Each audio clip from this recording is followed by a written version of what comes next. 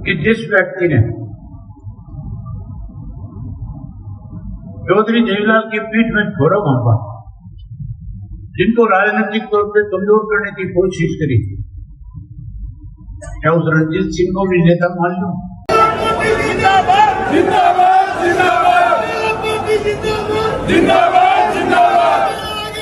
अभय सिंह चौटाला पहली बार भावुक देखा। अभय सिंह चौटाला अपनी दहाड़ से ये लगता था कि अभय सिंह चौटाला शायद ही भावुक होंगे, लेकिन परिवार के आगे वो भावुक होते नजर आए।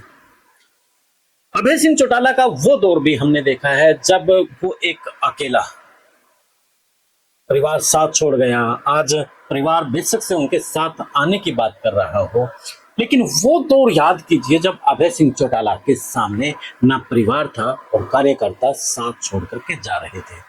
दुष्यंत चौटाला के साथ इनेलो का कार्यकर्ता उस राह पर चल पड़ा था। उन्हें दुष्यंत के अंदर देवीलाल नजर आ रहा था। अभय सिंह चौटाला अपने आप को अकेला महसूस कर रहा था।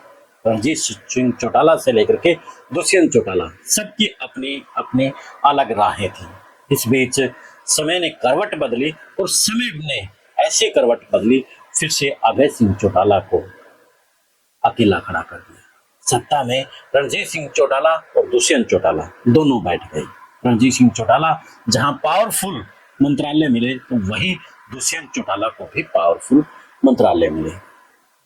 अभय सिंह चौटाला के हिस्से एक ही सीट आई और एक सीट के सहारे ही वो जनता की आवाज उठाते नजर आए।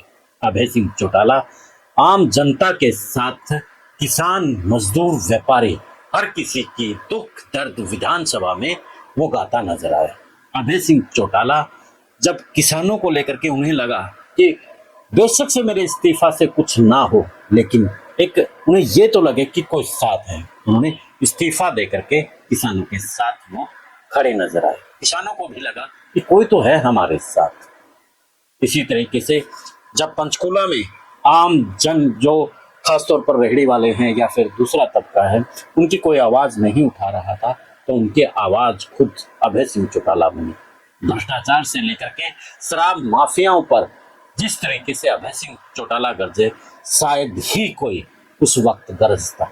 विपक्ष के नेता के तौर पर जो जिम्मेवारी कांग्रेस की थी, वो भूमिका कहीं ना कहीं अभय सिंह चौटाला ने निभाई। आज जिस तरीके से इनेलो का ग्राफ बढ़ रहा है, यूं कहें कि अभय सिंह चौटाला का ग्राफ दिन प्रतिदिन उनकी लोकप्रियता बढ़ रही है, तो अब उनके ही परिवार को अभय की याद आ रही है। जहां अजय सिंह चौटाला परिवार को एक होने की बात कर रही हैं, तो रणजीत चौटाला कह रही हैं कि ये मेरी जिम्मेवारी है, लेकिन अभय सिंह चौटाला इस बात को लेकर के मान नहीं रही हैं। शायद वो उस दर्द को नहीं भूले हैं जिस दर्द को उसने उस वक्त झेला है, जिस वक्त उसकी माँ ने अपने ही पोतों को लेकर के कहा था कि ऐसे पोते, ऐसे बेटे किसी दुश्मन के भी घर ना जन्मे। तो इस तरीके से ओम प्रकाश चौटाला ने भी अपना दर्द बयां किया था। आज अभय सिंह चौटाला की बढ़ती लोकप्रियता और दुष्यंत चौटाला के साथ रणजीत सिंह चौटाला की गिरती लोकप्रियता से अब अभय सिंह चौटाला की तरफ वो परिवार बढ़ने जा रहा है। लेकिन अभय सिंह चौटाला ने दो टूक जवाब दे दिया कि अब मेरे पास आने का कोई फायदा नहीं है। बड़े भावुक अभय सिंह चौटाला यहाँ पर नजर आए। हर कोई हैरान है कि अभय सिंह चौटाला जिस धाड़ के साथ बात करता है वो भी भावुक हो सकता है क्या, लेकिन वो भी है तो इंसान।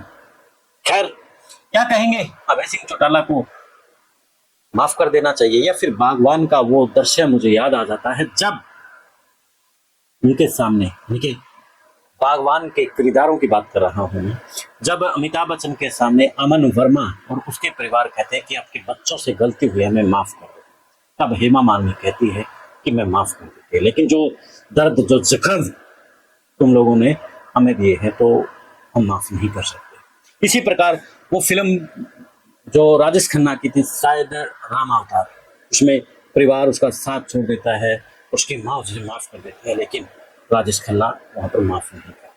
तो शायद अभय सिंह चौटाला भी इस वक्त उसी दौर में खड़ा नजर आ रहा है। क्या कहेंगे साथियों, आप भी कमेंट करके जरूर बताना। और अगर मेरी वीडियो मेरा प्रयास आपको अच्छा लग रहा है तो लिंक को उठाए व्हाट्सएप शेयरों में शेयर करने के साथ आपके फेसबुक ग्रुपों में फेसबुक पर शेयर कर दें। जय हिंद, जय भारत, जय हरियाणा।